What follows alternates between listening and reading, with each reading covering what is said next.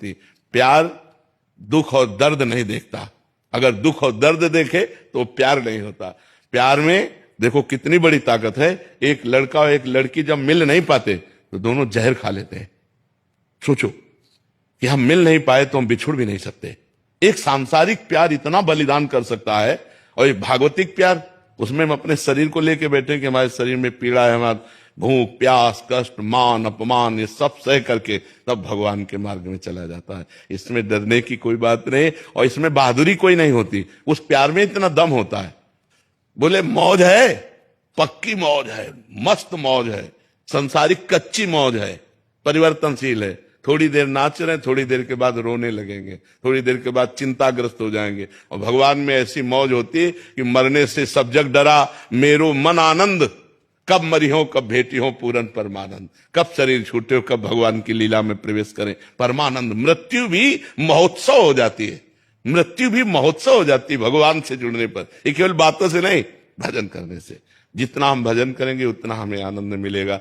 और ये बाहरी कष्ट तो देखो अनेक जन्म हो गए, पता नहीं किस जन्म में कौन सा पाप हुआ, कौन सी गलती हुई, तो गलती करने वाले हम रहे।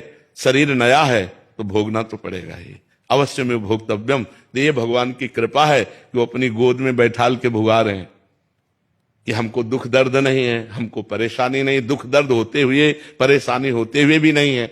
ऐसे संतों के जीवन में देखा जाता है, बीमार हैं, यहां तक कि कीड़े पड़ गए।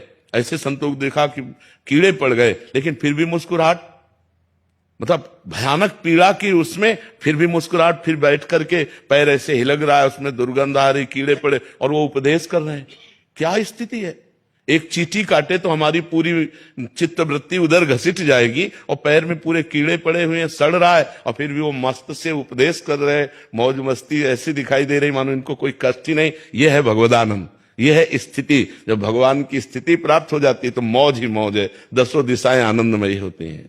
तो ये न सोचो, क्योंकि संतों का आखिरी जन्म होता है तो अनेक जन्मों के फिर हिसाब किताब उनके निपटाए जाते हैं, इसीलिए उन्हें बहुत कष्ट देखा जाता है, पर अंदर से बिल्कुल कष्ट नहीं होता।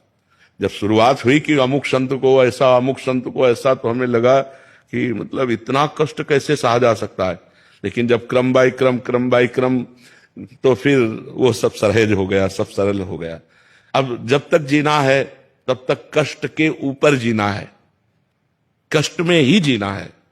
लेकिन ये सब होते हुए कुछ नहीं है, भगवान के चरणों का आश्रय, इसलिए एक आनंद है। तो ऐसे हमें क्या, हम तो तुच्छ हैं।